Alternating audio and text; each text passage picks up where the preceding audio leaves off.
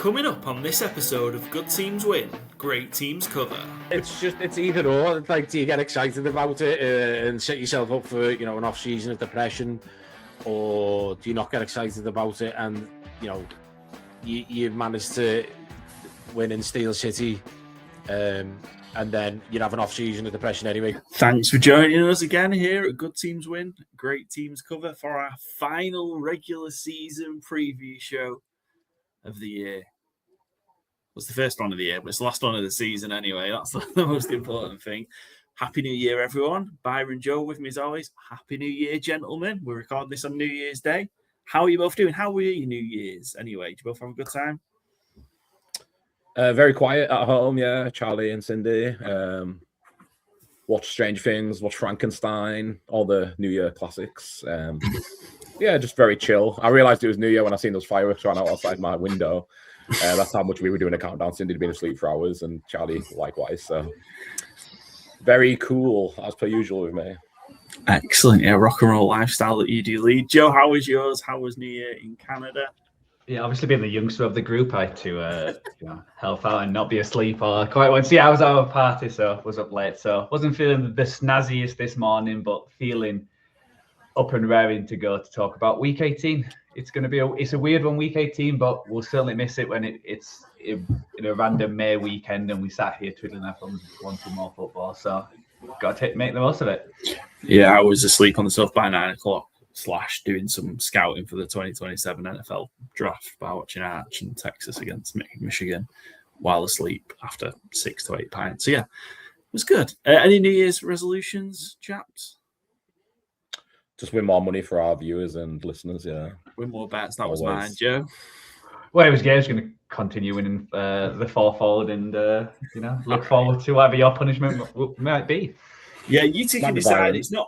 Yeah, it could be. It's not over yet. The fourfold challenge, not quite. It's quite the turn of events for it not to be me doing the forfeit, but we'll get to that later in the show. We've also got a cracking guest joining us, Tom Wilkinson from Ravens across the pond, joining us to talk about the 272nd and final regular season game of the year as the Ravens take on the Steelers on Sunday Night Football. But we've got some other, I say winning you're in, but this isn't the case anymore. We've got a couple of other winning you're in or win the division games coming up. Well, let's start on Saturday. We've got a double header on Saturday, and it's the NFC South, and it's become quite, I think it's a bizarre game now. It's the Carolina Panthers at the Tampa Bay Buccaneers. The Bucs are 2.5-point favorites. The over-under is 44.5. Is that where we're at? I was waiting for the overlay to come up, but 44. Yeah, what do we think about this one before we get into the details on the headlines and such? Really interesting game. My overreaction of the week was Todd Bowles should be getting, the Bucs should be getting a bowl cut, get rid. And really the question is who limps to the NFC South title and becomes a playoff prey. I don't know if you have any high hopes for the Bucs or the Panthers really want to get in the dance. In a bizarre turn of events, this win in your in game may not be that. Can Canales complete the turnaround from basement, or will the Bucs push it to Sunday? My lean isn't really a strong one. I just can't trust the Bucs, so I'm automatically going with the Panthers plus 2.5. Like you said, 2.5-point underdogs on the road. Baker Mayfield, since he hurt his shoulder, I think it was against a 49. He just has not looked himself, and if he doesn't look himself, this offense doesn't go. Every wide receiver's in and fit. Bucky Irvin's back. Tristan Wirfs will be in. It just doesn't matter. Like, if Baker Mayfield can't go, this offense doesn't go. And I remember you saying the other day, Joe, we've seen this before with Baker in Cleveland, where he'll just force himself to play through the injuries, and he looks garbage as a result of it. And I think now we're kind of mature enough and old enough to know that is what the issue is. He's not just fell into being a bad quarterback in Cleveland, weren't that bright, and ended up, destroying the next 6 years of the franchise to figure that out. But I'm just leaning with the Panthers. Again, I think they're better on both sides of the trenches, just about. And I think that's going to be enough to get them through because I just can't trust the Bucs. Yeah, not quite as straightforward as it was before Monday Night Football. The Falcons win over the Rams and upset on Monday Night Football has led into a situation where we can get a three-way tie in the NFC South now. And And as a result, the Bucs would not hold the tiebreaker advantage in a 3-way split than they would with a 2-way split. So, yeah, in a bizarre way, the Bucs can still win this game on Saturday and still miss out, and the Panthers can still win the division potentially at 8 and 9 if the Falcons then go on to beat the New Orleans Saints. Yeah, who knew that game was going to have such a big say potentially. Joe, how are you seeing this one? It just seems like the most NFC South way to decide the NFC South. Yeah, I was going to say, all three ended up on 8 and 9, and probably the best team in the division right now, finishing 4th, a few games behind. It'd be such a strange ending, and it's just hard because both these teams, especially the Panthers, they have such a big up and down. Where some games they destroy teams, but they're like they play so well. Bryce Young's looking good. He's not having one of them games where he's only throwing 70, 80 yards and there's no fumbles and interceptions and all that. And then, on the flip side, they do like what they did against the Seahawks, where the defense, it felt like they stepped up at the beginning, but then the offense just couldn't keep it going. While the Bucs is that weird team where, I still expect them to come good, but I think it's getting to the point where it's like, when is that going to happen? Even at the start of the year, when they were winning quite a lot of games, it was weird circumstances. It was last-minute field goals. It was, this is a team who went head-to-head with the Seahawks, going back and forth in that offense, and it's just not there. And we made all the excuses about the injuries, where it was like, wait till Godwin's back, wait till Evans back, and Buck Irvin, and they're all back now. So there's not really any excuses for this Bucs team, and it's just going to be disappointing either way. And it feels very NFC South for the Bucs to win, but they're not firing the cannons or wearing the T-shirts or anything like that, or they might do that, and then the Falcons win, which would be so good, but. I think I've lent the Panthers just with the plus points, but I think that, again, this could come down to the last second field goal, and whoever's got the ball last, really, or whoever doesn't make the mistake on the last drive. It's going to be one of them kind of games. Yeah, I'm with you. I think I'm leaning the Panthers as well. I've lent the Panthers, but just quick one as well. Possibly talk about injuries, and the Bucs obviously struggling much earlier in the season. They've got people back. There's a shout that Kalijah Kancey may play and come back. He got injured months ago, right at the start of the season. I think he was against the Texans game, so quite early on. I think it was a torn pec they had.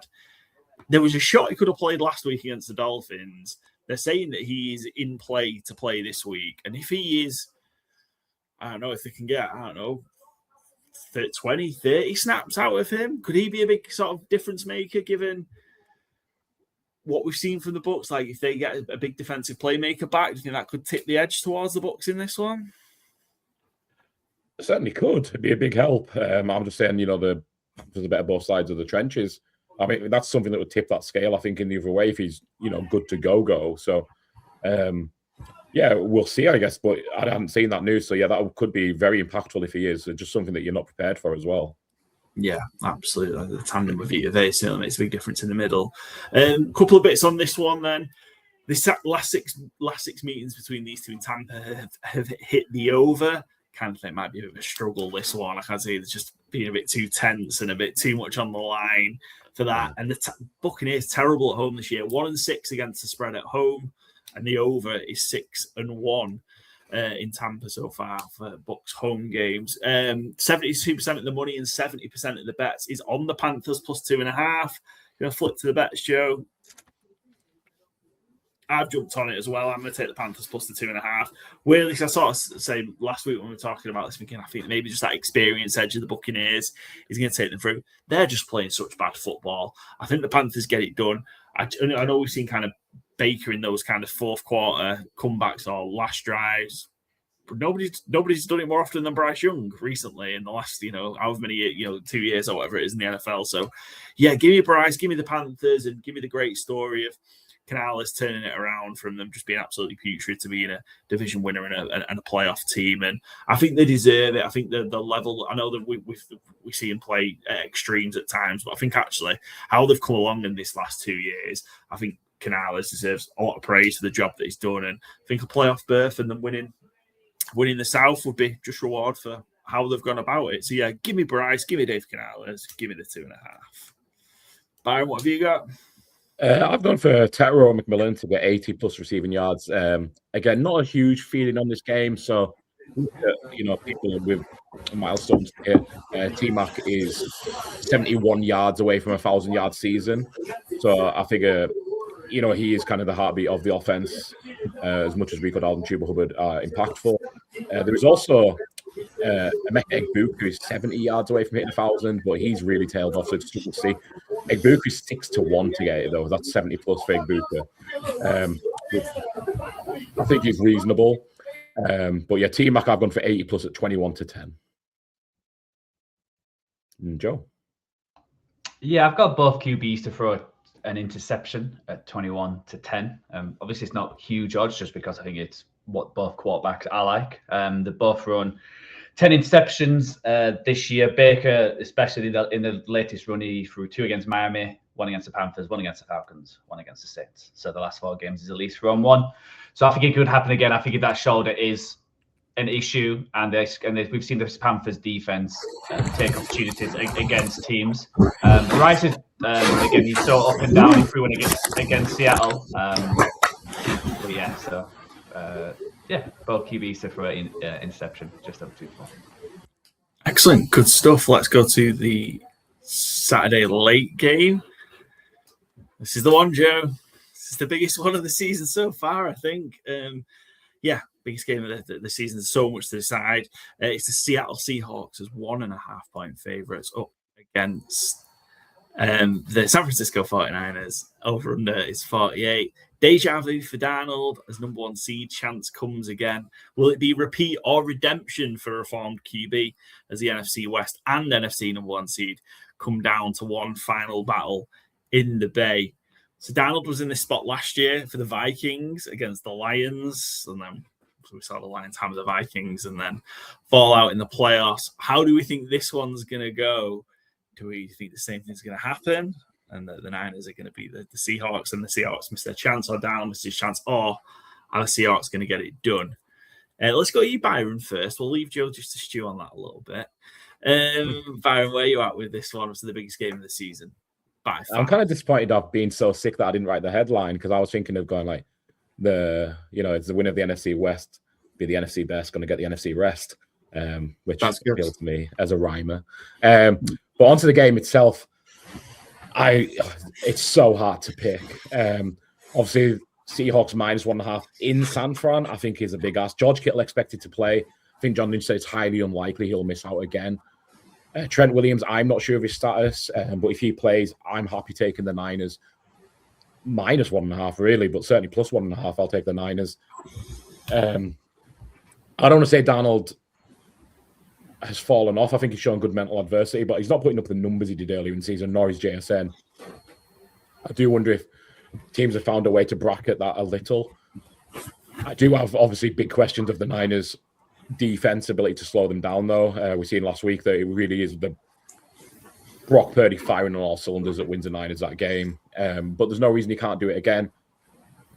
It's such an interesting matchup. I have got the Niners on my bet sheet, but it looks like we all have. So I'm really sorry, Joe. Happy New Year and enjoy the wildcard round, because the Niners are almost certainly going to be there if our record is anything to indicate it by. I just kind of, like I said, I've just let the Niners go. I think I don't have the win-losses in front of me, but it just feels like they're kind of peaking when it matters on offense. Juwan Jennings has been really good. Ricky Pearsall coming on again as down the stretch. And I'll get to my bet about who my player of the game is going to be. But yeah, Joe, what are your thoughts on the game? Yeah, it's exciting. It's fun. It's like, the Seahawks in our power rankings are ranked number 1. It makes sense. Just what they're playing. But like this Seahawks, I think anyone who's playing the 49ers are going to score on them. They're going to get yards. We've seen that in the last couple of games. Just the 49ers defense has just not got the bodies, not got the talent to stop teams. So it's all down to the offense, and you're playing probably one of the best defenses in the league. They brought Matt McDonald in to stop Sean McVay, to stop Shanahan. He did it for the Ravens a few years ago on Primetime, confusing Brock Purdy to throw a lot of interceptions. So you just worry, it feels like with any of these 49ers games, they just have to keep scoring and just have to try and outgun the opposition and just, keep it going. I think the only bright spot is that, the Seahawks on offense have not been amazing in the last few weeks. I think even against the Panthers, they struggled. The going into the third quarter, it was still a close game, and then a few interceptions, fumbles, and defense just playing as good they were, gave Darnold time to sort it out and score points. And even when they played against the Rams, Sam Darnold played great, but that could have gone completely the opposite way as well. He was melting down, and that Shaheed punt return was massive. Obviously, the 49ers are dealing with more injuries again. Shock. What's new? When you look at the I think Trent Williams not playing. I think because it says a hamstring, he's not had it before, so they think it's best just to rest him, not to rule him out for the playoffs. Christian McCaffrey is questionable. Pearsall, Kittle, Kyle Juszczyk is questionable. They all were limited in practice this week. Obviously, they've had a tough turnaround where they play Monday night and Sunday night, and now playing Saturday, so they've had 2 short weeks. But you get an extra week off, and they're doing that weird spot where there's a number of teams in the playoffs who are going to take week 18 as a rest week, where the Niners can't do that. And just with how everything's going to fall, if the 49ers lose and the Rams win, they'll be the 6th spot. But if they lose and the Rams lose as well, they'll be the 5th seed, which I think everyone wants the 5th seed if you're going to be in the wild card playing the NFC South. If the Seahawks lose, they're guaranteed the 5th seed. So they're in a great spot whichever way. So I think they've just got to try and do what teams do against Darnold and hope he has that meltdown, which he's had previously against plenty of teams. And they always feel like the 49ers have something of the Seahawks, obviously beat them in week 1. This week, but they had a completely different team and a completely different defense. So, yeah, I'm confident, and I never expected them to be in this position. I think that's just what's great about this. I never thought they would be challenging for the number 1 seed, having that rest and then playing in San Francisco for rest of the playoffs if they can make it there. So, just hope no one gets injured. Hopefully, they don't push anyone too much to play who's out for the playoffs. And I think if Kittle plays, then they've got a huge chance because he is a Seahawk killer. Excellent. A couple of bits on this one then. Last 4 meetings between these two in San Francisco have hit the under. Seahawks on the road, we've talked about a lot during the course of the season. 7-1 straight up and a 7-1 against the spread. They've been phenomenal on the road, and 14-2 straight up on the road under Mike McDonald. Incredible road warriors the last couple of seasons. Let's have a look, flip to the bets. In spite of all that, I'm going to go over 48. I think these Niners games are just going to be crazy, I think, Joe. So I'm going to take the over 48. I think the Niners are going to win it, though. I think we might get something similar to kind of the Bears game last week and maybe the Seahawks-Rams game. Just a bit of chaos, I think. I'm not expecting it to be kind of like a knockdown, drag-out, low-scoring game. I think this is going to be bit of a basketball game, and give me the over 48. Let's have a fun one and just see best team win and who deserves it. But I think I've lent the Niners. I think I'm going to take the Niners plus the 1.5 as well. But I'm going over 48 as my main bet for this one. Byron. Yeah, after hitting 14-1, 17-1 last week, we're hitting a bigger one this week. We're hitting 20-1. God. Yeah, Christian McCaffrey 110 plus receiving yards is 20-1. Christian McCaffrey is currently on 890 receiving yards. 110 makes him the only player ever to hit 1,000 twice. Only 3 players have done it in NFL history. Marshall Faulk, Roger Craig, and Christian McCaffrey. None have repeated. So I think that might be impetus for the Niners to do it. Be a hell of an achievement. Also, nobody gives up more running back receptions in the league than the Seattle Seahawks. So there's plenty of opportunity to target him. It's just, can he get there? If you want to go totally wild, you can go CMC. If CMC gets 156 receiving yards, he will be the all-time receiving leader for a season for a running back. Again, taking over Falk. Unlikely, but you can get 150 plus receiving yards at 50-1, and I will be sprinkling a couple of bucks on it because it's 50-1. Nice, good stuff. On that note, we mentioned at the start, but some of those winners that Byron mentioned he had last week, some of the 24 winning bets that we shared last week. Not a bad way to end 2025, was it? See if we start 2026 with a huge one. Joe, what's your bet for the? It's definitely not 21-10. I forgot to change that. So George Kittle, 2+ touchdowns. It is. I think it's 12. Yeah, it's 12-1. Yeah. Just like I said, he's a Seahawks killer. I think in week 1, he's at least scored 1 touchdown. Obviously, he got injured and he was out for a while, but he is the main target in the end zone. I think if they decide to rest George Kittle, I might look at Jake Tungus. Maybe anytime, maybe a multiple one as well, 2+ TD slates. I think it's going to be an over, and Brock loves his tight end, so especially in the end zone. So yeah, George Kittle 2+ touchdowns at 12-1. Yeah, you hit Jake Tonjes last week, didn't you? Time touchdown score at 11-4. So yeah, certainly potential to repeat this week should Kittle sit.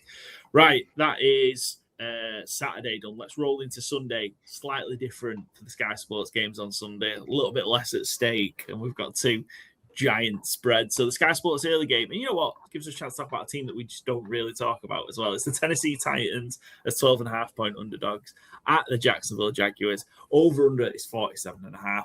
Jaguars look to seal home comforts. Jags on for their 3rd AFC South title and first 13+ win season since 1999. Can Cam and Co be the iceberg that opens the door for the Texans? Jags win the AFC South with a win. If they somehow slip up as 12.5-point favorites against the Titans, it opens the door for the Houston Texans. That's the jeopardy we've got in the early slate. But as part of the headline there, we're going to start with our number 1 segment, or number 1 question we've got for this week. So as mentioned in the headlines, Jags have got the opportunity to secure a first 13+ win season since 1999, when they had 14 wins and lost in the conference championship game.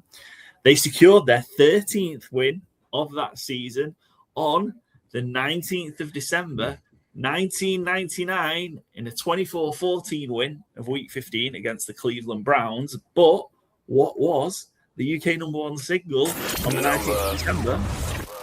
1999. Christmas number 1. Yeah, it's also the Christmas number 1, yeah. It is the Christmas Spice Girls. Spice Girls 2 becomes 1. They did have 3. I was going to guess. Yeah, they did have 3 number 1 singles, Christmas number 1s during the 90s, back to back. But no, I think it ended. I think it was 96, 97, 98. Oh, yeah. That was literally going to be the song I was going to guess as well, Joe. Christmas number 1, late 90s. I'm really struggling with this. It's not E17. Was that 99? No, it's earlier. Banger though, to be fair. Yeah, great tune. Was it Cliff Richard Millennium Song? No, I assume that might be the next year. I don't know if that was released at the time, but I didn't get number 1. E17 is the right sort of thing. Boy band is the right. Westlife. Westlife. Oh, what was that song now? Flying Without Wings. No, also a banger, but no, it wasn't. It wasn't Flying Without Wings. Joe's got it, I think. I've got Mandy in my head, but I know it's probably not that. It's not Mandy. Do you want to just put you out of your misery? Yeah, put it out of the misery. It is I Have a Dream by Westlife. What was it? You don't remember it? No. For my sins. Number 1 anyway. Well, you prepare a number 1 if you've got a different one. Jesus Christ. Right, anyway, Jags. I normally do, but someone stole my bit. Jags Titans. Yeah, what do we make? We expect you guys expecting Jags to take care of business and just put this one to bed early against the Titans? Yeah, truthfully, yeah. I don't see the Titans putting up too much of a fight. It's been a bit off and on with the Titans. Won a couple of games as of late, which is positive for them to do. But I think the Jags, just take care of business. Too much on the line. They can still get the number 1 seed. I believe. Yeah, they need things to fall apart in the late slate, which we'll talk about, I guess, in the next game. But yeah, they need a bit of help too. The Patriots and the Broncos and the Patriots. Both. And I think that helps with this spread, because I think if it was like the Broncos played beforehand and they knew they weren't going to get the number 1 seed and they were up by 15 points, then they can maybe rest, and you're worrying about Titans covering the back door and just scoring garbage time points, but because the Jags have to win, I think they will. I think they'll go full for it. It is always these division games. They always can be weird. Both teams probably hate each other. The Titans have still got something to prove in terms of, Cam Ward. Is he going to continue? I think he's played a lot better the last few weeks, and he's looking more and more like a starting quarterback, and some of the young wide receivers are looking good, and he's putting into the shop where it's going to be a new regime next year, so a lot of these players are looking for that next contract, to stay under the team and whatnot. So I think the Titans will put up a fight, But I think the Jags will just control this one, and Trevor just scoring a number of touchdowns. I think Titans have been fun the last few weeks. They've been, like I say, involved, since I think probably is that only probably one where they've not really been in a game was the Jaguars game in week 13. They got beat 25-3, but obviously they gave the Seahawks an almighty fright. Beat the Browns in a high-scoring game. Almost covered, Niners covered late on against the Titans in 15, beat the Chiefs last week, and then that Titans game last week was really, really fun. So, yeah, I think that they could be live here. And this little stat for you, if you're looking for a bet potentially, the last 5 times the Titans have been 10 or more point underdogs. The over is 5-0 in those games. So when they're huge underdogs, we tend to get a bit of a points fest. So, yeah, I think my gut tells me this might be a tricky first half for the Jaguars, and then they sort of pull away in the second half. But I think the Titans could be a little bit fun frisky. They're again nothing to lose, have they? And players play for positions or future teams. And Cam Ward's been looking a little better. Grade or marks out of 10 for Cam Ward's rookie season. I know we haven't really talked about them too much, or folks, they've not been in prime time and they've not had a featured game on Sky Sports at any point, so we've not really previewed them at all or reviewed them. But yeah, marks out of 10 for Cam Ward's rookie season. 7. I think he's been fine. I think it's really hard to judge based on what's around him, but I think he's been absolutely fine. Yeah, I was going to go similar, especially when your head coach gets fired, halfway through the season, and you've just been given an interim coach who is obviously not looking to stay on. But it's thrown for over 3,000 yards, 15 TDs, 7 interceptions. Obviously, there's still some issues with his games where you hope he progresses and not just some of these interceptions and some of the throws like what are you doing? But as after the play as well, so it's such a up and down and look good going forward. Yeah, I'd like to say I think he's done good. I think he's done well given the difficulties around him with lack of talent, the coaching. The fact also he's had a run of, we talked about it maybe 4 or 5 weeks ago in one of the reviews, he's had the run of the work for the number 1 overall pick quarterback. He's faced the toughest defenses, or when you look at the run for DVOA, no number 1 quarterback has had a worse run of it than him. So I think all in all, he's done okay, and there's stuff to build from there. They just need a hell of a lot more talent, and so that'll come in the draft agency. And who takes over, I'm not sure. I'd love to see if it's just like one of them experienced heads, like someone like I assume one of them will go, but Harbaugh or Tomlin or someone landing there would be real interesting, I think. Yeah, you'd think, you look at the Titans and you look at like a year 1 head coaching turnaround, you think like they could do someone like Mike Vrabel in there. Yeah.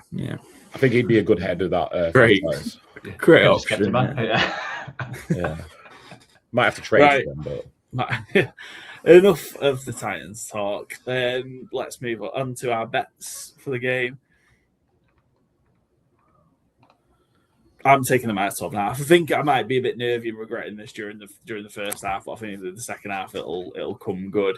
Obviously, Trevor Lawrence has been playing great football. A bit of a step backwards last week, I'd say, but on the whole, he's playing really, really good football. And I expect the Jags to do the business myself. But I like the over as well. The over could be making an appearance on the sheet as well. But Jags minus 12.5. Byron, what you got? Jags over 33.5 points. They've hit it in their last 4 home games. Last 3 home games, and also 3 of the last 4, which includes at Denver. 3-2, not a huge price, obviously, but I just think it's a really, really strong chance they do it. It's probably it's certainly a much better value than the spread, but yeah, it's probably. And also, the Titans have given it up in their last 2 losses. Fair. Joe. Yeah, I've got Brenton Strange, 50+ receiving yards in a TD, 4-1. He's getting around that mark, 25 to 40. He got 50 last week. Most weeks, and I think curious how they're going to play this in terms of like some of the star players if they do get ahead, if they're going to start resting a few of the wide receivers. Because they've got a few, so I think he can certainly be targeted. So I think it's a nice price, 4-1. When one of the main targets is that. Excellent. Before we move on to the next game, I looked up Cliff Richard because I was really curious. Because I'm sure that was 99 because it was going into the Millennium. He was number 1 the 3 weeks prior to that, and number 2 that week.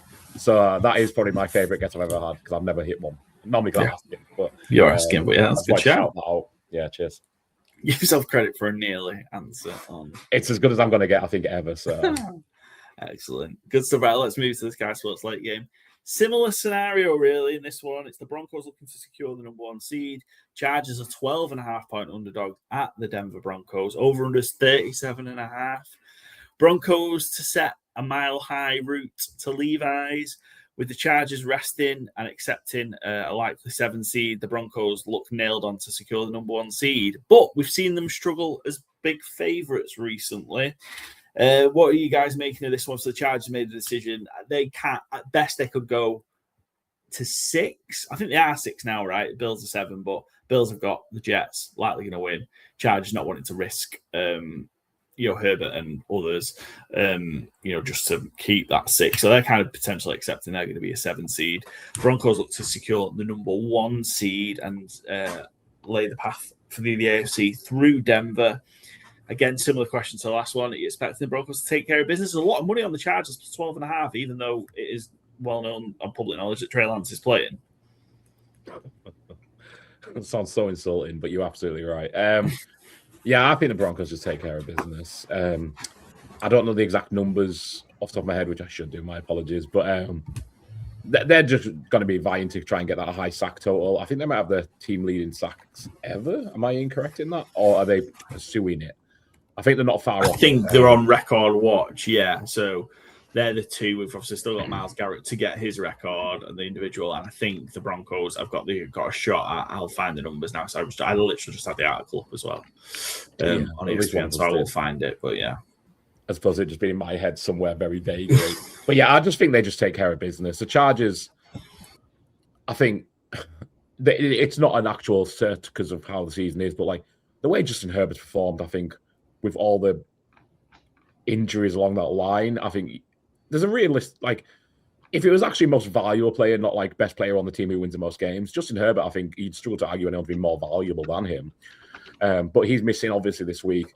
I think the Broncos do just take care of business. I think the Chargers might be able to put up some points. We've seen the Broncos just give up points to Chris, the Chiefs' third string quarterback, Chris Lucan, I think I'm saying. But Chris. Yeah, big Chris. I just don't see the Broncos struggling to see out a, win and get the number 1 seed potential game. Yeah, Broncos have 64 sacks in 16 games. So single season record is the 84 Bears, who had 72. Yeah, so 9 gets you it, which is a lot, but 64 in 16 games is a lot. Yeah, it is. Incredible stuff. Yeah, I didn't really know what to do this one, so I've got to flip to the betters, Joe. It's hard to top out again. So the only, again, if the Chargers can keep it close and make it nervy, the Patriots can potentially take advantage, and the Jags, as we just talked about, can potentially take advantage if the Patriots slip up as well. I've just gone under 37.5. I just don't see it. I can't see how Trey Lance is. I know he's meant about, obviously the Chiefs put up 13 on him the other day. I just can't see how Trey Lance is going to score on this team. It's not just Justin Herbert. I think the Chargers are going to be resting a lot of other players as well. So they're just not taking any risk. I just don't see how they're going to put up too many points. I'll say the Broncos offensively are struggling a little bit as well, and they really do just seem to play down to opposition as well. So the Chargers get, say, 10. I don't see the Broncos like blowing them out. I just don't think they're that kind of team. Yeah. I just think they'll just be happy and just keep contain and just get the win over the line. They could maybe do from a confidence perspective, blowing somebody away and putting 40 on them, but I just can't see them doing it. So give me under 37.5. It's a miserable bet at that number, but I think that's where I am with it. Byron? Yeah, not one I have a huge feeling on. And also there was no player props up when we were putting the bets together for this week. So despite Trey Lance being named the starter, it's very frustrating. So I've gone Chargers over 12.5 points at 10 to 11. If Chris Olodokun, sorry, I've got his profile up now, can score 13 points on a short week for the Chiefs, maybe Trey Lance can get 12.5. I don't think it's crazy. So yeah, give me that just worse than even money. And Joe? Yeah, similar to you, I was pretty disappointed with the bet markers, but I've got Trey Lance anytime touchdown score at 17-4. I was looking more for rushing yards. I think it's going to be, he loves to hold onto the ball. It's obviously got the legs. That's why the 49ers drafted him. And I think this Broncos defense is going to get after him, and he's going to be scrambling quite a lot. So I can see Trey Lance getting a touchdown, running one in, and also getting plenty of yards with his legs, like we saw with Justin Herbert when they were playing against the Texans, for example, and a few other teams. So, yeah, it's a weird game because obviously the Chargers will know as well, because if the Texans technically lose against the Colts, then they can get the 5th seed. But they're already resting Herbert, and how many players? You can't rest loads and loads of players, so there might be, that defense might still play. But yeah, so I think it should be a tight game, like you said, and yeah, 12.5's a tricky one. Yeah, I've gone Chargers on. So we'll see. Time for our final guest of the regular season, and it's to talk about Sunday Night Football, Ravens, Steelers. We've got Tom Wilkinson from Ravens Across the Pond, a European Ravens fancast, I should say, podcast fancast. We'll talk to Tom about setting up. So we met him in Manchester a few weeks ago when we went to one of our unsuccessful watch parties where the Ravens lost to the Rams early in the season. The party was great, just us being there, not for the team, but they started. Tom started the podcast not long after. He runs a Baltimore Orioles baseball one as well, so huge Baltimore sports fan. So we're going to talk preview the final regular season game of the year with Tom. Joining us for our final regular season guest spot of the season, we've got Tom Wilkinson joining us from Ravens Across the Pond. Tom, how are we doing? It's week 18. It's a huge game. The Ravens have got the Steelers. First of all, how are you doing? We're in that sort of Christmas, New Year period. How are you getting on? I'm all right, mate. Yeah, I had a good Christmas, New Year with the family. Obviously, New Year's tomorrow, so I'm looking forward to it and go into the new year. Got plenty of goals and aspirations for the pod and the network going into next year. So we're not really going to be winding down, but maybe episode wise, the content getting put out there might be reduced, but behind the scenes, there's some major things in progress. So all looking forward towards next year. Well, let's start there. So we got to meet you at the Ravens watch party in Manchester. Feels like such a long time ago now, but I think that was maybe week 6. Sounds about right, we dropped to 1-5 against the Rams. So it's week 6. We got to meet you there for a little bit, and since then, so you started and got rolling with Ravens Across the Pond alongside. I know you do Orioles baseball show as well. Yeah, kind of talk to us a little bit again. You're 20, I think you just mentioned 19, 20 episodes into Ravens Across the Pond. What made you get going with it, and how are things going so far? Being brutally honest, we just wanted to put something totally different out there that wasn't out there. People who listen to our show will, it can be colourful at times. We don't, none of us tend to get splinters in our backside because we don't sit on any fences. And yeah, there's a good mixture of, we've all got a decent knowledge of the game, but what we all kind of intertwine and link with is just the ultimate passion for the Ravens. We've all got different stories why the Ravens. So yeah, and I just kind of, there was kind of an opening in the market for us to put something out there that was totally different. And I wanted that to be the second show that I was doing, and just continue, trying to build this sports network in the UK of fans of all American teams. Because I think it's very niche. People who follow American sports, maybe not as much NFL now because it's huge in the UK, but I definitely know, talking baseball, and I speak to friends, they're like, "Oh, what are you doing tonight?" I'm like, "Oh, I'm watching baseball." They're like, "Hey," and it's niche, so it's nice to have a community of people where you're kind of all in the same boat. And look, we've built so far since we've gone on our own, set up our own Ravens community. We're growing. What we're doing hasn't been done before. So yeah, really excited, and fair play to the lads who are involved with me. I'd name them all, but I'm going to forget one or two of them, and then I'll end up getting shot down in the group chat. So yeah, obviously the lads, I know they'll be listening when this comes out. They listen to all your shows. So yeah, thank you very much to everyone. Yeah, and obviously I think we were one of the first pods doing what we do and the kind of the style that we do things to pick up a partnership and with we've stacked, and look, they've been great for us, and we're working on big things for around the draft next year. So look, you guys are good teams, we're in great teams cover. We'll obviously get an invite, and it'd be good to see us down there.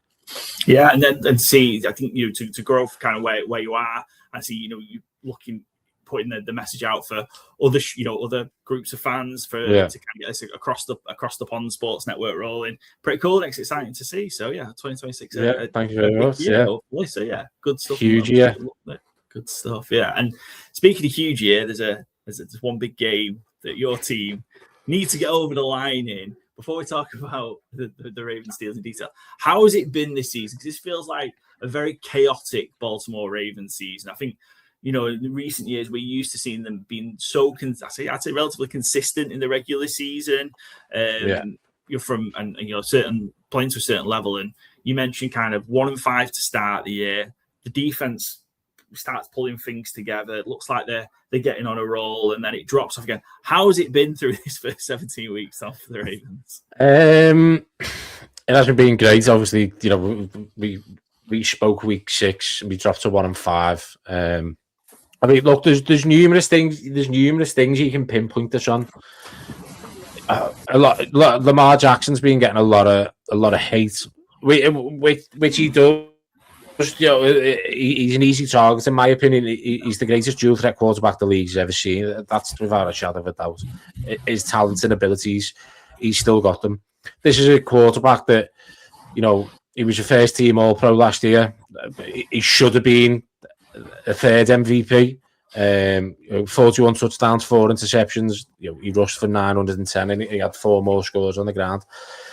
Coming into this season, though, he missed 3 games with a hamstring. And then he's been limited with his knee, ankle, and toe injuries.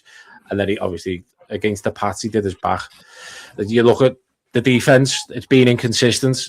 That Pats, the Pats game, giving up 2 scores there in the final 12 minutes, 50. And then that's gone from 2 years ago, they were the number 1 scoring defense in the league. So in a short period of 2 years, where do you pinpoint that's happening? And for me, it's quite simple. It's you've lost talent in the organisation. Mike McDonald, that was the defensive coordinator. A lot of people at the time, when I think the move should have been made then. I'll probably get onto this when we talk about what's on the line for the Steelers Ravens matchup. But I think that was the move then. Kind of John Harbaugh goes off into the sunset, and Mike Mack is then your head coach. Because you go and look at what he's done at Seattle. Yeah. Not only did we lose him, we lost Anthony Weaver and Denard Wilson, who were assistants. Now they're working for the Dolphins and Titans as defensive coordinators, respectively. So you lose that talent, and then Zach Orr gets the promotion. Now he is only 33, and he has shown in the previous 2 seasons, from the second half of the season, he can lead the defense better. But then we're chasing our tail all the time. We've gone from best run defense to 13th, gone from 10th in total defense to 27th. We've gone from 6th to 31st in sack percentage. So one of the big issues has been pass rush. No Ravens player currently has more than 3.5 sacks. That might have got, these stats are taken just before the Packers game.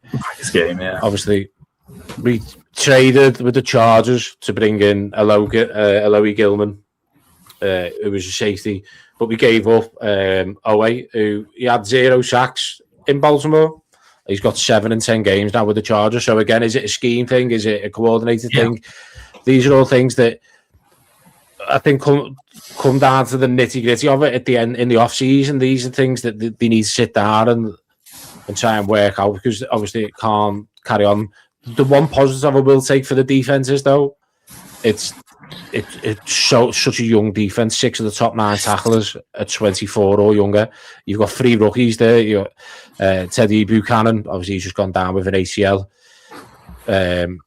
Malachi Starks drafted in the first round as safety, and then you've got 2nd round edge rusher Mike Green, who everybody knows he would have been a first round pick if it wasn't for obviously the allegations he had against him. So there's numerous things there, and it'd be so much easier if you could just pinpoint one of them. Yeah, but it isn't. We say this every off season though with the Ravens, especially the last couple of years, coming up short in playoffs and championship games. The biggest off season now in the Ravens, but I think this is Lamar's.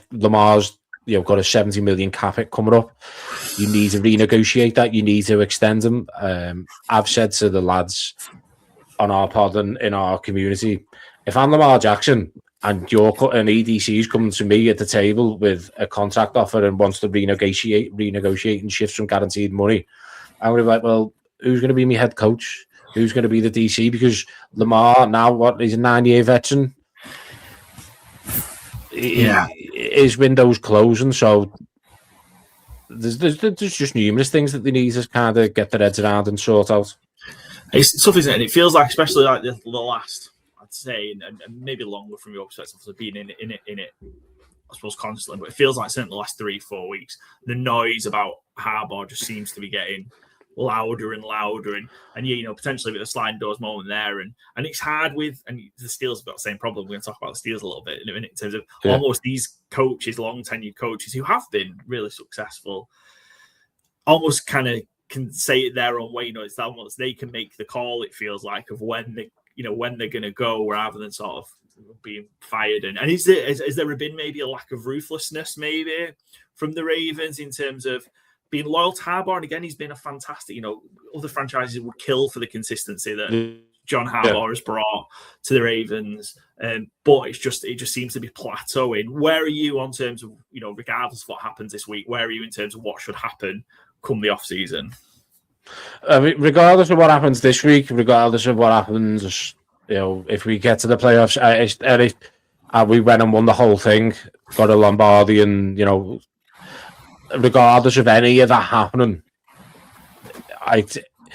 it's time for to make a move on from John Harbaugh. Look, I don't think he should have been extended back in March through till 2028. That puts them under. That's kind of backed themselves into a corner a little bit. The owner, Steve Biscotti, he's not. He hasn't come out and spoken to the media apart from, I think once in the last couple of years. So the ownership's been fairly quiet. On the flip side, I do kind of like that. You don't want to, imagine having an owner like Jerry Jones in the situation. So I just think it's stagnated, and when them changes were made and Mike McDonald went, and that was the ideal time to do it. The NFL has changed now. There's younger front officers, there's younger coaches, there's younger coordinators. The game isn't what it was in 2008 when John Harbaugh made the transition from a special teams coach to a head coach. And this is the other thing. Like we spoke, you look at Dan Campbell at the Lions. Mid-game, he's took the play call sheet off the OC and started calling. John Harbaugh, a special teams coach, he's not going to go and do that, and that's not really in his mindset and in his order to do something like that. So there needs to be a change made. There's going to be conversations. I think the AFC North is in a unique position where there's going to be 4 head coach jobs available come the off season. Whether that happens on this coming Monday, on Black Monday, that's when the revolving door starts happening. I don't know, but yeah, I think it's definitely going to be interesting. It's interesting to see how that division's changed in terms of, we used to see the style of football in the AFC North, but we are used to seeing strong teams coming out of that, and that's certainly not the case this year, and maybe elements of 2024 as well. But it sort of feels like it is the bottom part of the AFC, and I wouldn't quite say it's gone as far as the NFC South has, but it kind of feels like it's there, and maybe it's just a change that's needed across the division. But certainly for the Ravens, sometimes it just needs somebody new. It just needs somebody fresh. And again, it's not to say that John Harbaugh's done a bad job at all. He's been incredible for so many years. He's been incredible. He gave me the best moments as a Ravens fan in 2000, and winning the 2012 Super Bowl. But in regards to the AFC North, when you look at it, down the last couple, you look at it going into next season. You've got Joe Burrow, who's doing his best Andrew Luck impression. He doesn't know what he wants to do. genuinely, I wouldn't be surprised if he retires. But then on the flip side, I wouldn't be surprised if he goes and have an MVP caliber season next year. But there's issues with the Bengals with their front office. You look at what happened in pre-season where Rookie didn't want to sign over, like, in terms of guaranteed money, extensions with Hendrickson. I think it is Joe Burrow. Is Joe Burrow kind of in a similar boat to Lamar Jackson, obviously, whereas Lamar's is with the head coach? Is Joe Burrow like that with the organization now, going, I'm not staying healthy, I haven't got long left in this game? Because I think the moment you start thinking about these things and putting doubts in your mind,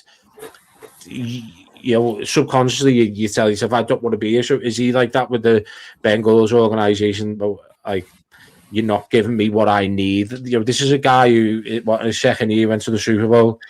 The Browns are just the Browns. Drafted Dylan Gabriel, which is just he can throw to one side of the pitch. That's ridiculous. And we understand the issues and why Shador slid in the draft to go in the 5th round. Look, Shador, since he's gone in at the Browns, there was a couple of mistakes in that Steelers game where I think Tony Romo on comms said that's just reading and that'll come with time.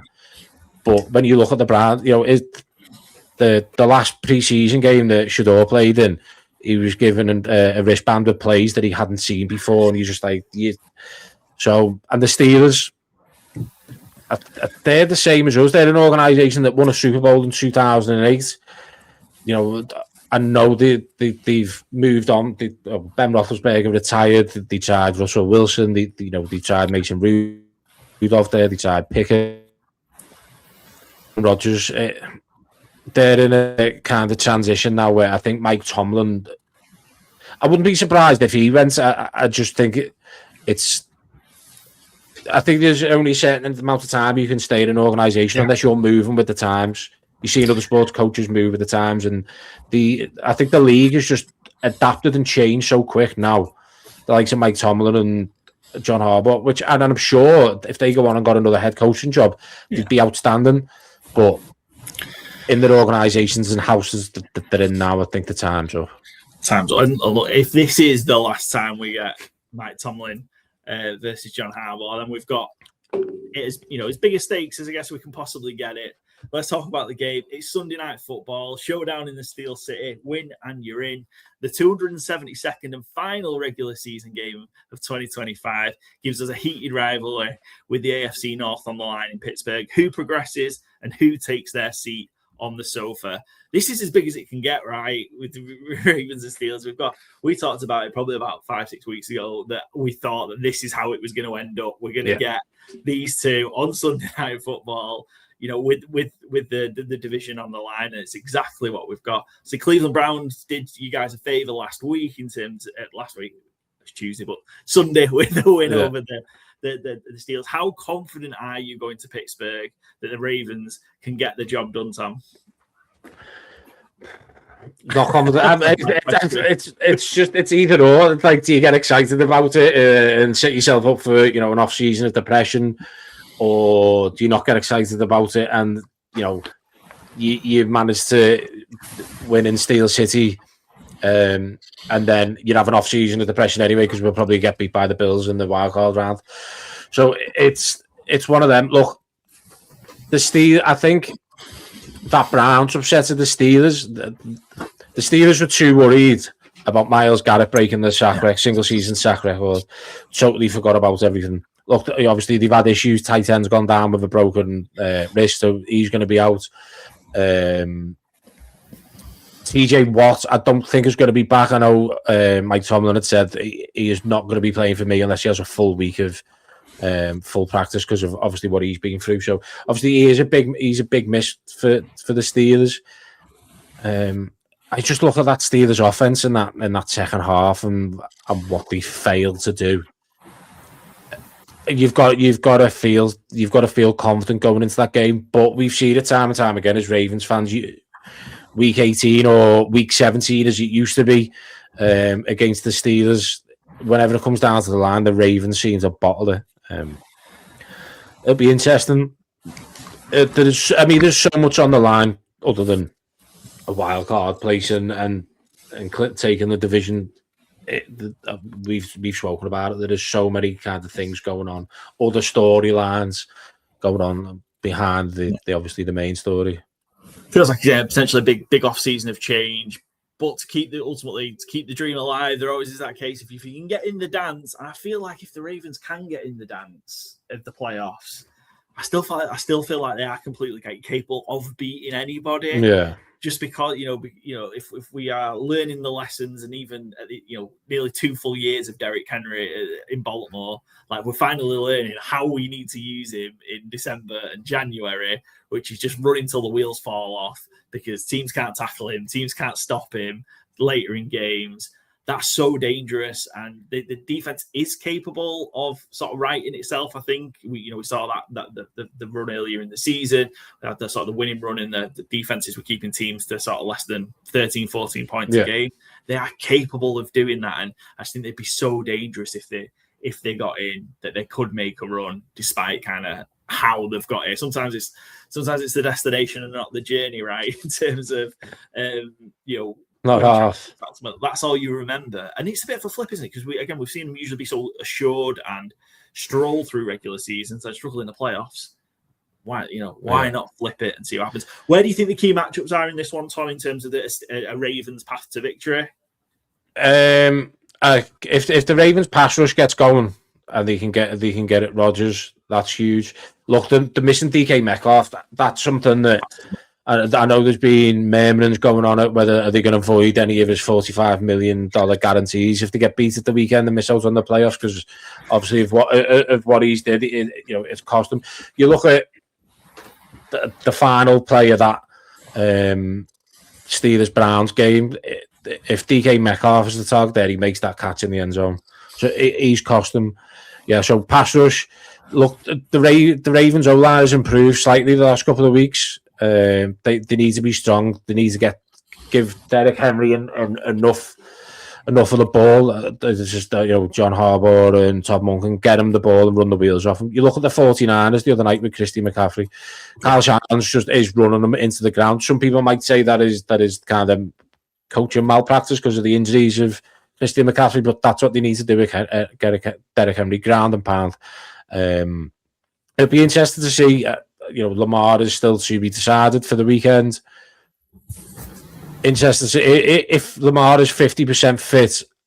I'd throw him in, and then obviously if needs be, you've got Snoop there. But I just think, look, this is a guy that has put the team on his back so many years down the line. All right, he hasn't performed well this year. We've discussed his injuries, but Lamar has to be starting under center against the Steelers. Yeah, I think you've just got to make it easy for him. I mean, knowing that, again, I'm with you. I think it's highly likely, almost certainly, that he plays almost no matter how hurt he is. I think he's going to be out there. But you've just got to make it easy for him, and that's where, again, you've got the perfect weapon, Derrick Henry, to do so. Because, teams can't stop him at this point in the season. No. I think plenty of run pass options. I'm sick and tired to see Tom Wilkinson calling screens. It hasn't worked. Look, I mean, on the other side of the ball, the defense, against the Packers, some of the play calls by Zach Orwell, great dropping into a cover two when they were running a seam. John Harbaugh's come out and publicly said that is not like the play call that we need. So it's a huge game, and as I say, they keep saying that there's so much on the line, and I think it's just going to come down to who executes the best on the day. I think the games like this, like talent goes out the window, but who executes on the day, Groundhog Day. I fancy Derrick Henry to get across for a couple though. Excellent, good. It's a good shout, certainly. I know the guys in the featured games have been riding high on Derrick Henry bets of yards or touchdowns or rush attempts. I imagine between the three of us, we're doing exactly the same this week. Give us a score prediction, Tom, then for the final regular season games. Ravens. Don't know why you're doing this to me, because if anybody's ever listened to our podcast, our score predictions have been balmy. 27-21 Ravens. 27-21, like that. Ravens and the over. Love it. Cool. Well, best of luck for the game, and we're going to talk about some other games now. Yeah. You're going to take on our fourfold challenge. our 18th and final person to have a crack at our fourfold challenge this season, Tom. And can you be the first guest to hit it? It's very difficult to do. We've only hit between the three of us. So what's that? 17 weeks, 51 fourfolds. We've hit 2 between the three of us, the 3 hosts of the show. So it's not easy to do, and we make it unnecessarily difficult for ourselves. But who do you like this week? So let's start with your favourite. And look, if you take the Ravens, that's absolutely fine. A lot of people do just take their team. But who is your favourite in week 18, Tom?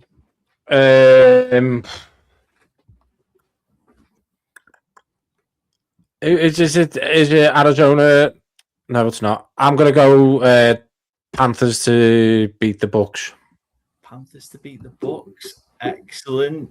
Saturday night. You see, Panthers, that's a winning-in situation. Yeah. It is for Carolina.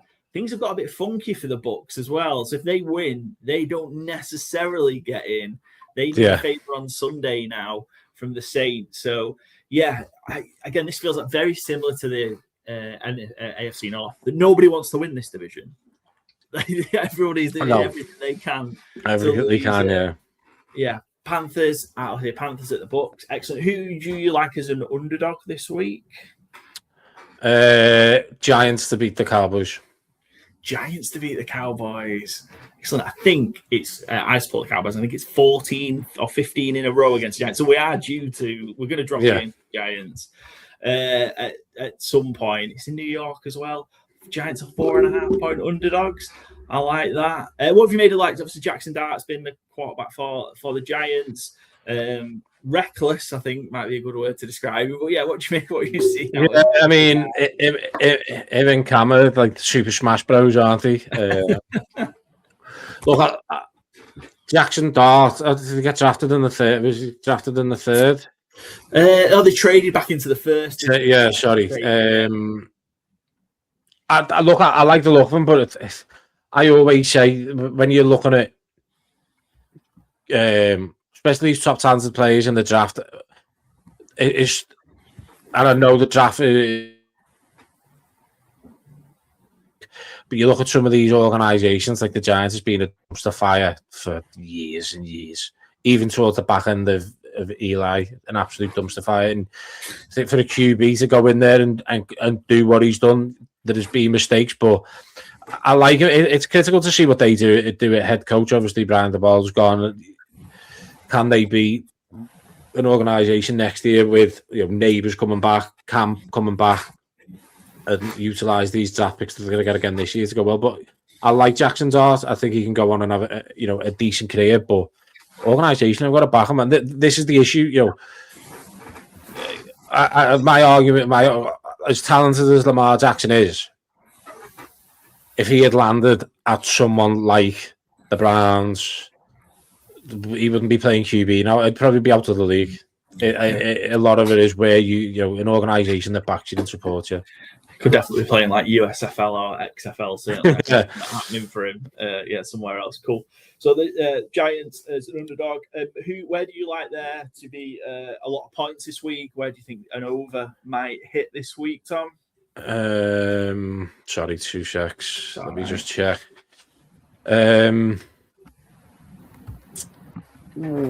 Probably, do you know what? I was just looking there. Titans, Jaguars. Okay, cool. I think Trevor Lawrence is being absolutely cooking the last couple of weeks. I quite fancy there to be a lot of points scored in that game there. Yeah, so it's over 47.5. Jags win. They win the AFC South. They're at home as well. Any slip up lets the Texans in. They're big favourites though as well, the Jags. So I like this one. And the Titans have been fun the last couple of weeks as well. Cam Ward's been playing some good football as well. So bit of help from the Titans, and you can certainly see the Jags getting 30 plus against this Titans team, the way they've been rolling. Excellent. And where do you think it might be a bit of a struggle this week then? Where do you think an under might hit? I think there's only one game that anybody could choose from this, and I'd be surprised if I'm not the only one who's gone with this. But I'd have to go with the Saints-Falcons game. Saints Falcons. So we're at, where is it? 6 o'clock, isn't it? On Sunday, 43.5. So yeah, this is in Atlanta. As the Falcons can play spoiler, as we just mentioned. Yeah, I mean, there was last night we're recording on Tuesday. Falcons a huge win over the Rams last night. But yeah, Saints Falcons rivalry game. Yeah, I can see it being close. I think the game in New Orleans was comfortably under as well. I think. Yeah, that was like 20-10 or something like that. So yeah, I like that one under 43.5. Cool. So we've got Panthers, Giants, Jags, Titans over, Saints, Falcons under. We'll see if it hits, Tom. It's the 12-1 shot. We'll see. It's the last opportunity for a guest to hit it. So this could be the one. Hopefully. Get it popped up on Stacked as well so you can track it. I will do, yeah. I will do. The course of Sunday. And Tom, before we let you go, give us a shout out again where we can follow everything from Ravens across the pond. So X, TikTok, Instagram, all the same handle, Ravens across the pond. No, in fact, sorry, X is Ravens ATP. YouTube, Ravens across the pond. Yeah. Drop us a like on everything. Subscribe. We have a good laugh. People who listen to the show, the reviews we've had, the listeners that they enjoy it. Yeah. So and thank you very much for having me on.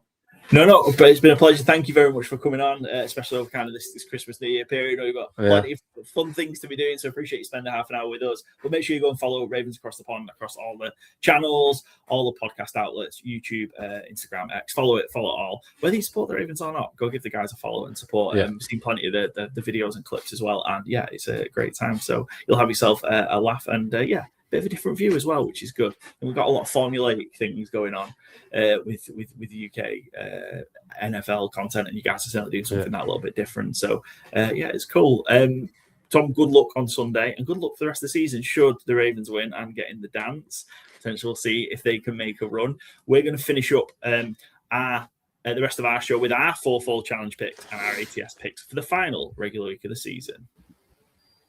Thanks to Tom there. Make sure you're following Ravens Across the Pond on Instagram, X, wherever you get your podcast from, and go support, Ravens Across the Pond and Baltimore Orioles podcast if you're interested in that as well. I'm a fan of baseball. This is a big one. These two teams don't like each other. It's a showdown in the Steel City. We've already done the headline in the recording with Tom, but what do you two guys make of this one? The Steelers are underdogs, 3.5 points. Yeah, it's a good one to finish the season on, I think, despite whether the Steelers or Ravens are actually any good. The fact is, a huge game with the division on the line. It's winning, you're in, and we know these games can get nasty between these two. Yeah, there's always a bit of needle, even if there's nothing to play for. But there certainly is something to play for this week. I think we're expecting TJ Watt back, correct? Yeah, I think he sort of says he's going to push through and play. I'm sure we discovered the person who did the acupuncture needling was definitely a Baltimore Ravens fan. That must have been the case, right? Surely. Well, if so, he probably wants to get back in there this weekend and have another go at it because it hasn't put him out as long as you were hoping for. Yeah, I think this is such a hard game to pick. The betting on the spread has it at 50-50. Ravens 49, 51% of the money. Nobody seems to know exactly how we're going to go here.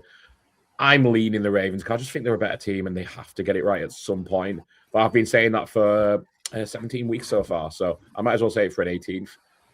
And kind of cross my fingers that Aaron Rodgers doesn't get in the playoffs because fuck Aaron Rodgers is kind of my takeaway.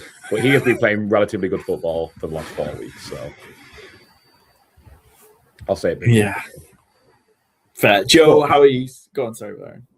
I was going to say, last week, I think, was really eye-opening. No DK Metcalf, and that offense crumbled. That's that, so even with this Ravens questionable defense, being polite, I'm really interested to see what the Steelers can get going on offense, because if it isn't much, I think the Ravens have got enough to get going on offense. Yeah, Lamar said for certain today he's going to be out there. He's going to be playing, so that puts that away after Harbaugh said earlier in the week he wasn't sure. So, yeah, I'm just really not sure with this one. I see they're both sort of terrible versions of what they can be.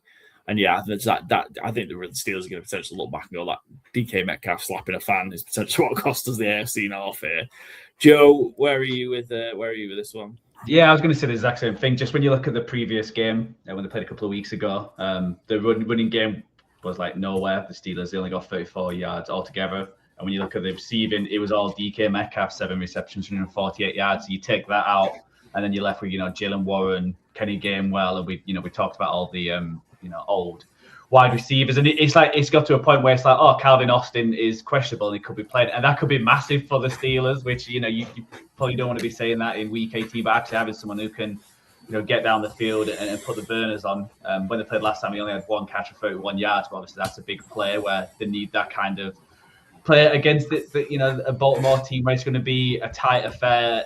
Hopefully, is going to be one of them where we come out of it, it's like, how the hell have Baltimore lost as well? That's where, it's got to that point where I think Baltimore's a better team. All week I think I'm going the Ravens, and then right at the last minute I switched it to the Steelers just because this is what the Steelers do. They win these kind of games when they're underdogs at home. I'm sure Paul's got, memorized. Do you want me to say the line?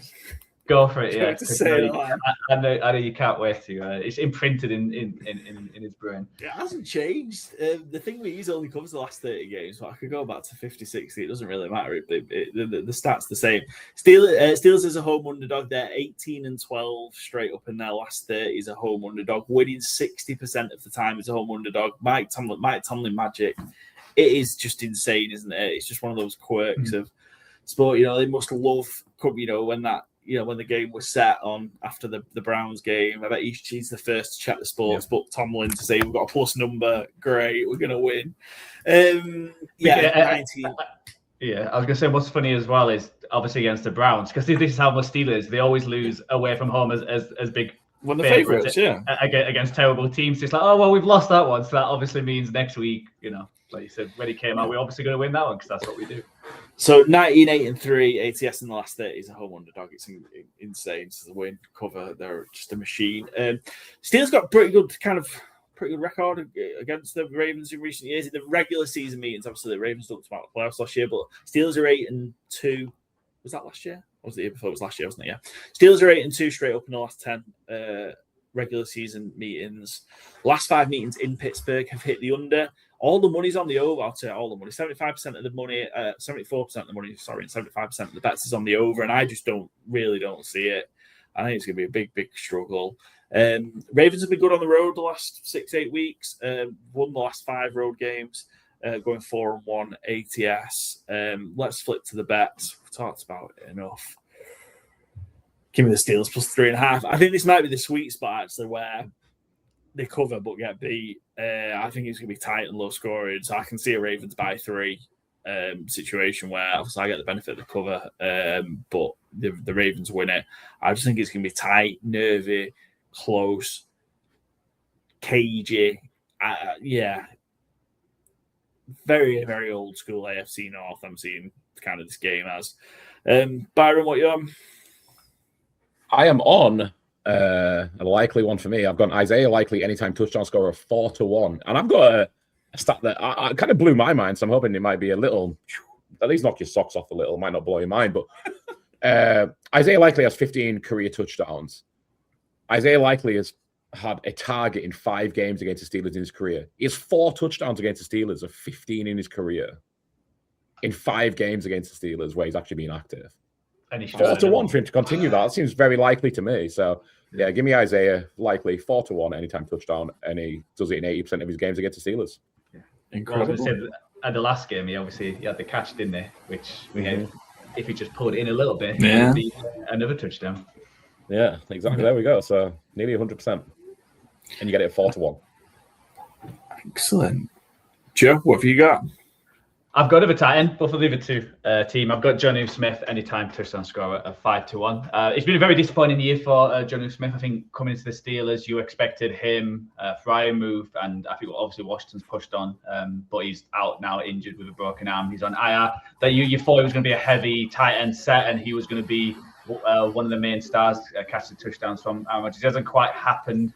This year he's not had a good year at all. He's only got 2 touchdowns, 220 yards. But against the Browns, with all the injuries, with the suspensions and whatnot, he was tagged to 5 times. He caught 5 catches for 18 yards. So not a huge game, but who else is Aaron Rodgers going to throw to? So probably Jonathan Smith in the end zone at 5-1 anytime. It's going into this game and it's MVS and Adam Thielen and Scotty Miller. Little Scotty Miller. What is Scotty Miller still doing in the NFL? I don't. He was on the Brady books like 5 years ago. He shouldn't still be going. Yeah. Anyway, here we are. Scott Miller in a time touchdown scorer. Right, let's go. We've got that's the last regular season game. So we're on to our fourfold challenge. The winner sorted, but me and Byron still got the opportunity to dig my way out of this hole that I created for myself with terrible picks. I've been good the last month, I think. I've had a lot of 3-1s, so that's kind of kept me alive somehow. So I will need to go 4-0 and hit a fourfold, and Byron will need to go 0-4, and I will get in for the benefit of 2 pushes, and Byron will be doing the forfeit and not me. So just an omen, maybe. I got an email from Hot Ones today asking if I want a new sauce box. I do not want a new sauce box.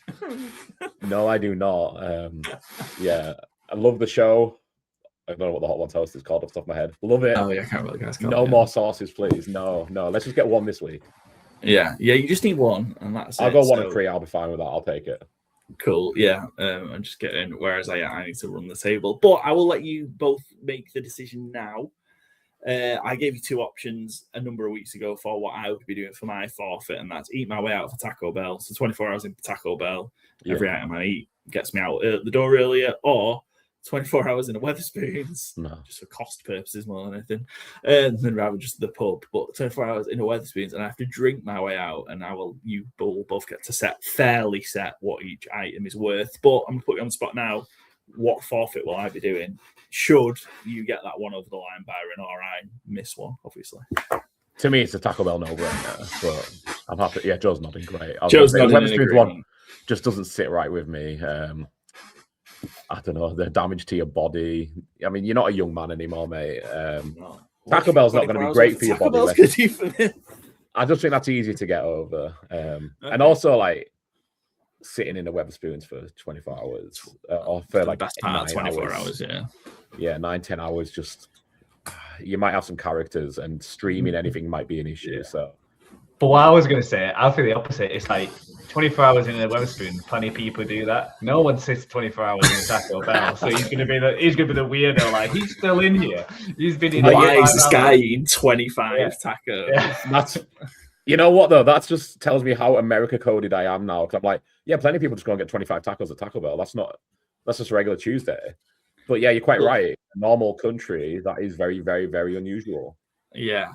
Cool. Well, yeah, you will. I'll send you. Or you can access the UK Taco Bell menu, and between you, fairly come up with a minute reduction system, so that I don't die of a heart attack or shit myself in a Taco Bell booth. So either way, right. First pick is me anyway, isn't it? Right.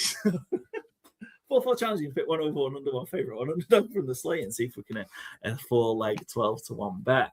I'm gonna go what am I short of this week? I prepped actually in advance this week, which is good. So probably start off on a terrible note. And in fact, because of some information you shared with me, Baron, I'm going to take one of those picks off the list. Give me the Las Vegas Raiders plus the 5.5 as an underdog. If I'm going to go out, I'm going to go out swinging. I can't believe I wasn't the only one who went the Raiders on ATS. I love it. Yeah, Pete Carroll giving the ultimate FU. You want to fire me? Yeah. I'm going to tank your pick. And also, sorry, I'm talking over your pick here, but also, can't you just see the Chiefs being like, you're not getting the number 1 pick? Yeah. And like, I don't know if you guys watch Seinfeld, but like, one of my favorite scenes is when Jerry wants to return a jacket. It's like, what's the reason? He's like, for spite. Because he doesn't like the salesman who got the commission on it. And it's just like, for spite. And I just like envision like, you know, Andy Reid being asked after the game. It's like, Andy, why were you out there at defensive tackle? He's like, for spite. I don't want them getting the number 1 pick. I love it as a pick.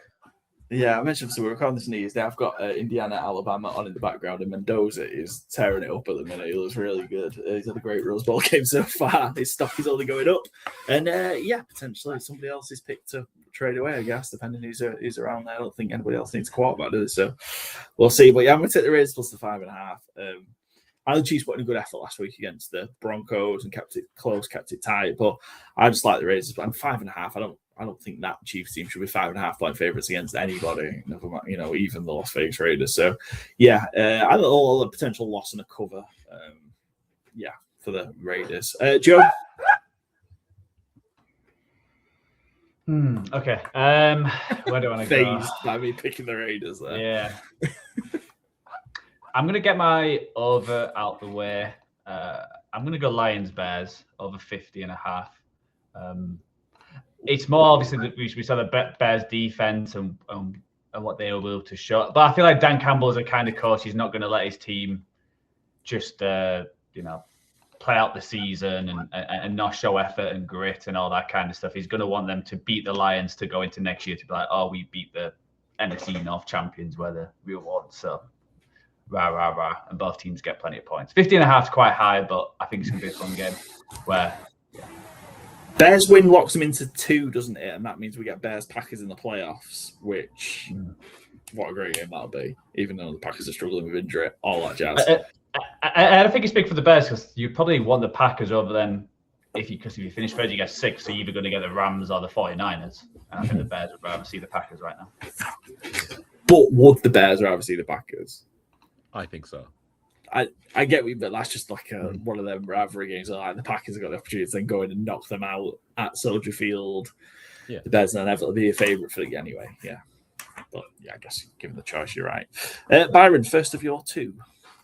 Yeah. Give me the Texans -10 hosting the Colts and Riley Leonard, please. Poor Riley Leonard. That is not a matchup you want to take as a 6th round rookie, I believe. Late round rookie pick anyway, on a team that has, floundered since Danny Dimes went down and was floundering a little before Danny Dimes went down, let's be fair. I think this is...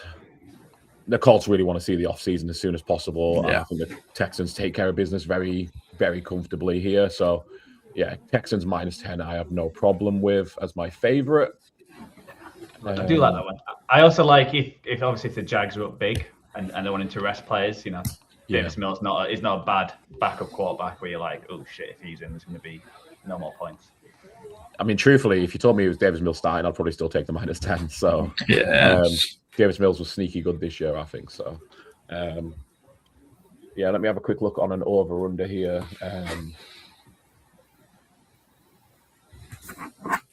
Let's have it. We'll have some points on Sunday Night Football. We'll go over 40.5 Ravens Steelers. And there's a little part of me that hopes I'm 0-3 going into Sunday Night Football 4-0. And it just sneaks over the line in overtime. Would be very fun. I could do something very interesting here, Byron. We'll see. I love the idea. Joe, what are you going for? Would I be the guy who just takes that? Well, don't ruin that. I mean, we all know what it is for. Yeah, it was one of my enders. I'll go my favorite. It's a between 2. Who do I want? Yeah, I'm going to go Cowboys -3.5. I was actually surprised with I don't know if there's some news which you guys know, being Cowboys fan, why it's only 3.5, but it's really bad. I think there's some issues of how much will Dak play. Jerry Jones was kind of talking about. He made some allusion to Dak probably won't play the full game, so that'd be my lean. But I think the Giants are going to be pretty happy picking number 2, so they're probably not going to be putting too much fight up. Is my thought. Yeah, if Dak starts and it's a close, actually Dak's going to start. It said he is, and if it remains a close game, then there's no way he's coming out of the game. Yeah. But it's a close game, 3.5's in play. I guess so. Yeah. So it's like Cowboys have won. It's 15 of the last 16. Is that right? Against the Giants, it's a lot. They've only lost once against the Giants, and Dak didn't play that game. It's 1, 2, 3, 4, 5, 6. 16 of the last 17. Cowboys beat the Giants. So yeah. But going against our guest there, Joe, with the Cowboys, there's also the part of it that thinks the Giants are due against the Cowboys. You can't carry on that way. You're losing that many games against a divisional opponent, can you? Surely.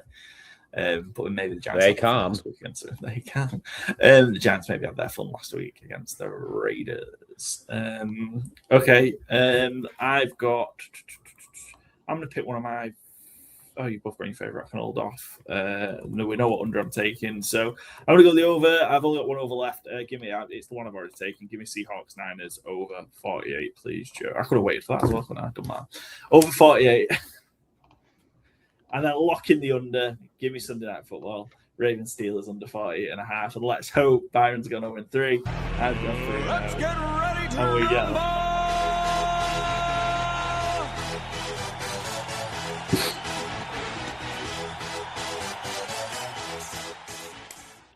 Yeah, that'd be a great way to finish the full challenge. This is where the Seattle 49ers is like 9-6, and it's just like really could be ruined on Saturday. I should have maybe not took a Saturday pick. Eddie Pinheiro game. Yeah, a big Eddie Pinheiro game. But yeah, I like that over. And I just feel, as I mentioned, I just think that Ravens Steelers game is just going to be just a knockout, drag out fight.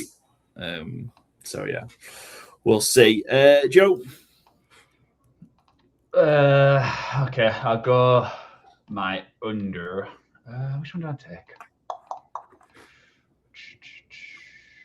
I'm going to take... Oh, it says low one.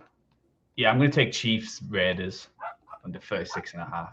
I just think both teams are putrid. And is Geno definitely playing? I don't know if he's... Don't believe so. I think he's definitely not playing, in fact. Yeah. And it's going to be a combination of Kenny Pickett and AOC. But that's not a joke. That is literally what's happening. Love that. That's fine. The two-headed machine of Kenny Pickett. I'm definitely going to think it could technically be Kelsey's last game as well, and he is the Raider killer as well. So maybe a 2-touchdown game for Kelsey. It's not like that. To Titan 2 touchdown. There you go. Right, Byron. I'm gonna underdog and an under. Yeah, I'm going to take my under 38 points last home game in Highmark Stadium, Jets Bills. Josh Allen will take under 38 snaps. I think he might take 1 snap because he has been out with a foot injury through practice this week.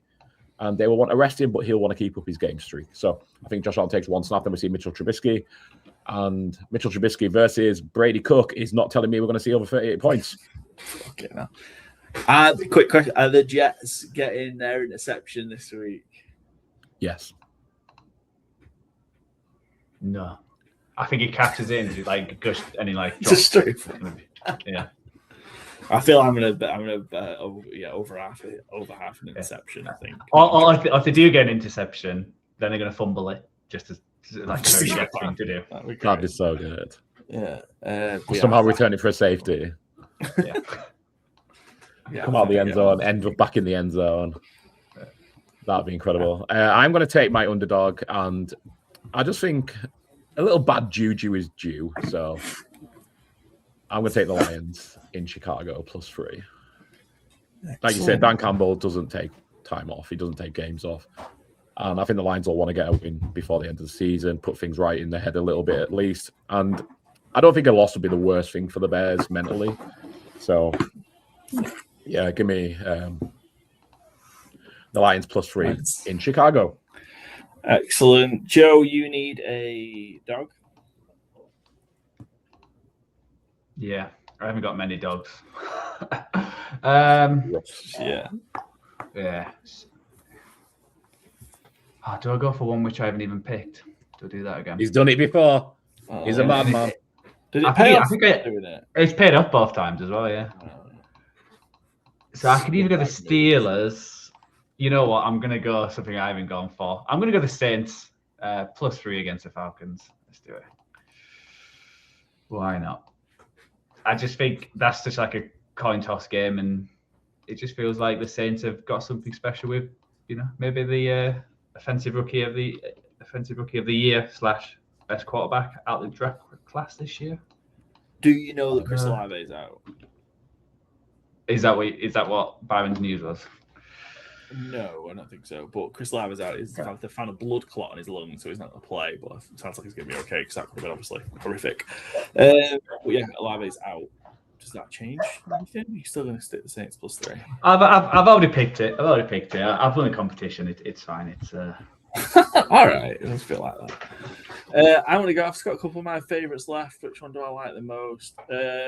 Give me the New England Patriots. I went on it last week. -10.5 against the Miami Dolphins. I thought this was in Miami. It's not. It's in New England. So yeah, I'm gonna go the -10.5. Wouldn't be taking that if it was Miami, but yeah, I don't know. I think if I say again Miami, had a bounce. The bounce back last week. Quinn Ewers played a lot better. They beat the Bucs again. That's probably their last bit of fun for the season, and I think the Patriots just roll again. They're in that late slate. They're going to be keeping an eye on the Broncos. They're going to be hoping the Broncos struggle, and I think they'll take care of business, get up big, and if they obviously see the Broncos game isn't going how they want it to, then I'm sure they'll pull Drake May and others. But I think they'll have a big enough lead to do so. Patriots -10.5. There are final four-fold selections of the season. Let's see if we can take it to Sunday Night Football and get hot ones ordering for you, Byron. Not again. Not again. We can do it again. And we will do. I can't remember. We've done this for 3 years. What we're going to do for the playoffs? We'll discuss it off air. I guess it's probably an easy way to do it. Yeah, cool. We'll have a different, slightly varied competition for the playoffs. But our last week of our ATS Picks, of course, as well. I secured this last week. I've got an 18-game lead. 1, 3, 5, 1, 1, 2, and 9. Byron 117. Joe 110 wins. Let's see what we can talk about. So, yeah, Byron that's come from the Saints. I guess Joe has as well as fourfold. All in the Bengals. So we've got Burrow is going to start.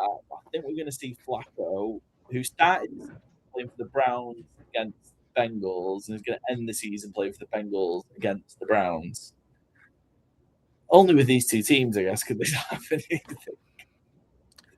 Yeah. I mean, I don't have much to take away here. Myles Garrett gets a record, we presume?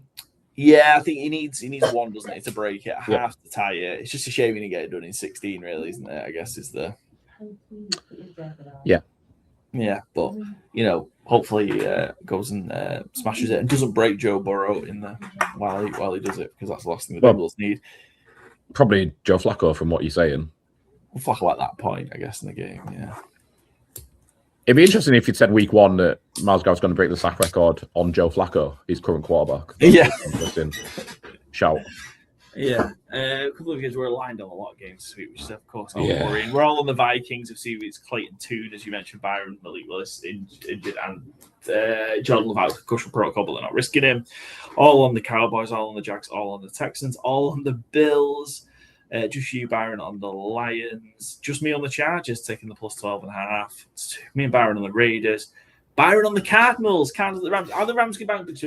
Obviously, we don't talk about it on the review because we record it Monday before Monday Night Football.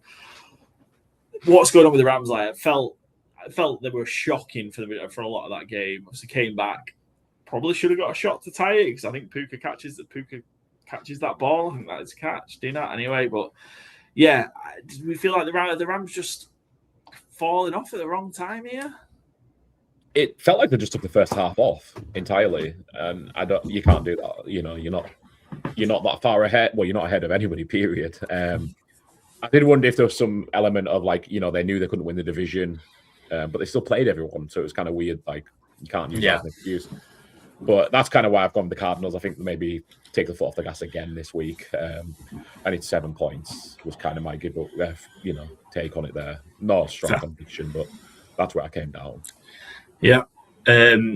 Eagle on the next game. So we've got just Joe on the Dolphins. Next game, Eagles, Commanders. Eagles sound like they're going to sit people as well. We're going to get Tanner McKee. It feels like the Eagles are going to be sitting a lot as well. But Joe, you still think they got enough to cover the 4 against the Commanders? Yeah, who knows with these games, you know what I mean? It's fair. I thought I'd go against Byron. Can I catch him up? You never know. So it's just like that pride, although we've got too many games that are on the same thing. But anyway, that's their ATS picks, our final ones of the regular season. And again, we'll roll and have a fresh set. We'll be 0-0-0 next week when the wildcard games start. And just Byron on the Ravens. That's it for the regular season previews. I can't believe we're done. It's insane, quite frankly. Let's sign it off. Fantasy Game Day 10-minute tips coming out tomorrow on Saturday with our top tips. We almost won it last week, two places. So, yeah, our tips are on fire at the minute, so make sure you check that out. And we'll be back with our review show Tuesday morning, and then we start to look towards the playoffs and the road to Super Bowl 60. So thanks for joining us. Make sure you're following Good Teams and Great Teams cover all the podcast channels, Apple Podcast, Spotify, Podbean, Overcast, YouTube for the video version, and follow us at GTW_GTC, where you can catch the rest of our bets that we share, because we won 24 of them last week. So make sure you're following. You've got a chance to win some money, which is great. Byron's on fire as well. So check that out as well, and make sure you're following, and we'll see you in the next couple of days.